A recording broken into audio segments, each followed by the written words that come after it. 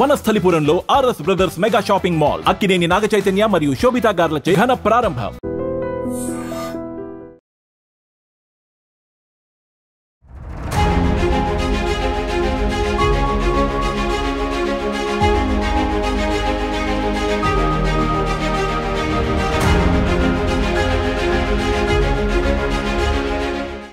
నమస్కారం, welcome to I dream. నేను మీ సంగీత. మీ vehicle మీద 5 కంటే ఎక్కువ చలాన్స్ ఉన్నాయా? ఇమీడియట్గా దాన్ని క్లియర్ చేసుకోండి. లేకపోతే అనవసరంగా మీ వెహికల్ని పోలీసు వారు సీజ్ చేసే అవకాశం ఉంది. మోటార్ వెహికల్ యాక్ట్ 1988 ప్రకారం సెక్షన్ 206, 210 ప్రకారంగా పోలీసులకు మీ వెహికల్ని అంటే చలాన్స్ పెండింగ్లో ఉన్నాయి కదా, ఒక 5 కంటే ఎక్కువ కనుక చలాన్స్ పెండింగ్లో ఉండి మీరు పే చేయలేకపోతే వారికి మీ వెహికల్ని సీజ్ చేసే అన్ని రైట్స్ కూడా ఉన్నాయి. దాంతోపాటు మీరు ఏదైతే లైసెన్స్ ఉంటుందో ఆ లైసెన్స్ని కూడా టెంపరరీ క్యాన్సిల్ చేసే అవకాశం కూడా ఉంది. కాబట్టి ఇమీడియట్గా వితిన్ 45 డేస్లోనే దాన్ని క్లియర్ చేయాలని చెప్పేసి హైదరాబాద్ ట్రాఫిక్ పోలీస్ వారు ఒక హెచ్చరికను కూడా జారీ చేయడం జరిగింది. ఇదివరకు ఏంటంటే 90 డేస్లో క్లియర్ చేసుకోండి అని చెప్పేసి అన్నారు. కానీ ఎవరు కూడా దాన్ని పే చేయకపోవడము ఇలాంటివన్నీ చేస్తున్నారు. కాబట్టి ఇమీడియట్గా దాన్ని ఏం చేశారు అంటే 45 డేస్కి కుదించడం జరిగింది. ఇప్పుడు 90 రోజుల నుంచి 45 రోజులకే వచ్చింది. కాబట్టి వెహికల్ మీద చలాన్స్ ఉన్నాయి అనుకోండి, ఏం లేదులే ఎవరు పట్టుకుంటారో పోలీసులు కనిపించినప్పుడు వెనక్కి తీసుకొని వెళ్ళిపోదాము అంటే వాళ్ళకు ఒక సైట్ ఉంటుంది ట్రాఫిక్ వాళ్ళకి, వాహనం చెప్పేసి. దాంట్లో కనుక మీ వెహికల్ నెంబరు దొరకకుండా మీరు వెళ్ళిపోయినా, లేదంటే ఎన్ని హైదరాబాద్లో వెహికల్స్ తిరుగుతున్నాయి, ఏ వెహికల్ మీద ఎంతెంత చలాన్ ఉంది అని చెప్పేసి చూశాను అనుకోండి, ఆటోమేటిక్గా మీ వెహికల్ని ఆల్రెడీ వాళ్ళు అక్కడ సీజ్ చేయడం జరుగుతుంది. ఈ వెహికల్ ఎక్కడైనా కనిపిస్తే అసలు ఇంకా వ్యాలిడ్ లేదు అని చెప్పేసి. అప్పుడు ఇంకా వెహికల్ మీరు తిరిగినా కూడా పోలీసులు ఎక్కడ కనిపించినా తీసుకొచ్చేసి పోలీస్ స్టేషన్లో ఒక ట్రాఫిక్ యాడ్ ఉంటుంది కదా, అంటే వెహికల్స్ అన్నీ కూడా పెండింగ్ అక్కడ పెడుతూ ఉంటారు కదా, దాంట్లో పడేస్తారు. ఇంకా తీసుకొచ్చేసి పడేసిన తర్వాత మీరు అప్పుడు కనుక ఒకవేళ పోలీసులు ఇలా చేసినా కూడా మీరు పట్టించుకోకపోతే ఏమవుతుందంటే మీకు కోర్టు నుంచి వెళ్ళి ఒక నోటీస్ ఇస్తారు, సమాన్లు ఇస్తారు. ఇచ్చిన తర్వాత దానికి కూడా రెస్పాండ్ అవ్వలేదనుకో నాన్ బెయిలబుల్ అనేది ఇష్యూ చేయడం జరుగుతుంది.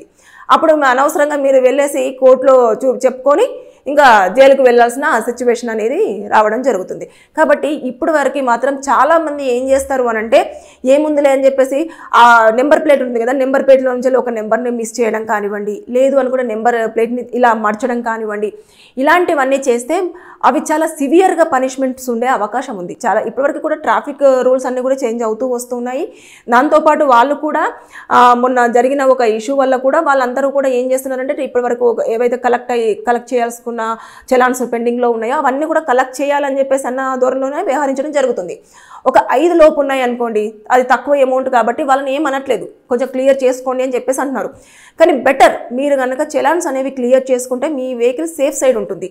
ఒకవేళ మీరు దగ్గర డబ్బులు లేక కట్టలేని సిచ్యువేషన్లో ఉన్నారు, పోలీసులు సీజ్ చేసిన తర్వాత కట్టాలి అనుకుంటున్నప్పుడు ఆ వెహికల్ తీసుకెళ్ళి ఆ ట్రాఫిక్ యార్డ్లో పడేసిన తర్వాత మీరు పోలీస్ స్టేషన్కు వెళ్ళి ఆ పెండింగ్లో ఉన్న చలాన్స్ అన్నీ కూడా క్లియర్ చేసి మీరు వెహికల్ని వెనక్కి తెచ్చుకోవచ్చు. కానీ కొన్ని సందర్భాలలో ఏమవుతుందంటే పోలీసులు అక్కడ క్లియర్ చేయరు, దాన్ని కోర్టుకి రమ్మని చెప్పి ఆ కోర్టు దగ్గర చలాన్స్ అన్నీ కూడా పే చేయమని చెప్పేసి ఆ వెహికల్ని మీకు హ్యాండ్ ఓవర్ చేయడం జరుగుతుంది. మీ ఏదైతే లైసెన్స్ ఉంటుందో లైసెన్స్ని కూడా యాక్టివ్ చేస్తారు. ఇలాంటిది ఉంటుంది. ఒకవేళ ఇన్ని జరుగుతున్నా కూడా మీరు పట్టించుకోకపోతే, అంటే అన్నీ ప్రొవైడ్ చేయాలి. ఎప్పుడైతే మీరు పోలీస్ స్టేషన్కి వెళ్ళినారో ఆ ఓనర్ ఎవరు, ఓనర్ యొక్క ఆర్సీ, తర్వాత లైసెన్స్, తర్వాత పొల్యూషన్కి సంబంధించింది సర్టిఫికేట్ అన్నీ చూపించిన తర్వాతనే బండి కండిషన్లో ఉందా లేదా అన్నది కూడా ఒక సర్టిఫికేట్ ఇస్తారు. ఇవన్నీ చూపించి మీరు ఫైన్ని క్లియర్ చేస్తాను అని చెప్పేసిన తర్వాత అప్పుడు కోర్టుకు తీసుకెళ్ళేసి ఫైన్ని క్లియర్ చేపించేసి మీ వెహికల్ని మీకు ఇవ్వడం జరుగుతుంది. ఒకవేళ కొన్ని సందర్భంలో ఇలా కూడా లేకపోతే ఇంకా పోయింది వెహికల్ నేను పట్టించుకోను అంటే వెహికల్ ఓనర్ ఎవరు ఉంటారో వారికి నోటీస్ ఇస్తారు. నోటీస్ ఇచ్చిన తర్వాత కోర్టుకు వచ్చేసి మీరు ఖచ్చితంగా ఫైన్ అనేది కంపల్సరీ కట్టాల్సిందే ఉంటుంది. కట్టకపోతే జైలుకు వెళ్లాల్సి ఉంటుంది. అనవసరంగా ఒక 2 years వరకు జైలు శిక్ష ఉంటుంది. దాంతోపాటు కూడా ఫైన్ విధించే అవకాశాలు ఉంటాయి.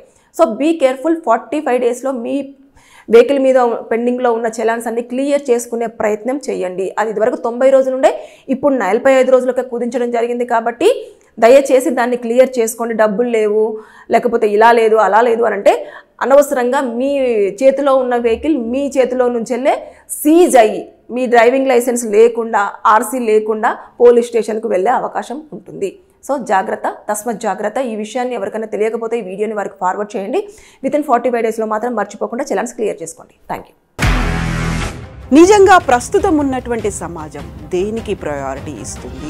ఆర్థిక సంబంధాల చుట్టూ మాత్రమే తిరుగుతోంది. మళ్ళీ ఎన్నికలంగానే చాలా విరక్తి కలుగుతాను. మంచి అనిపిస్తుంది కదా, లేడీస్ కూడా ఛాలెంజింగ్ జాబ్స్ చేసినప్పుడు చాలా బాగుంటది. ట్రాఫిక్ అసిస్టెంట్స్ గా నియమించిన ట్రాన్స్జెండర్స్ అందరితో సాల్యూట్ చేయించుకుంటున్నారు. ఫుడ్ డెలివరీ ఇవ్వటానికి వెళ్ళినటువంటి డెలివరీ బాయ్ అనిల్ పై కళ్ళ ముందు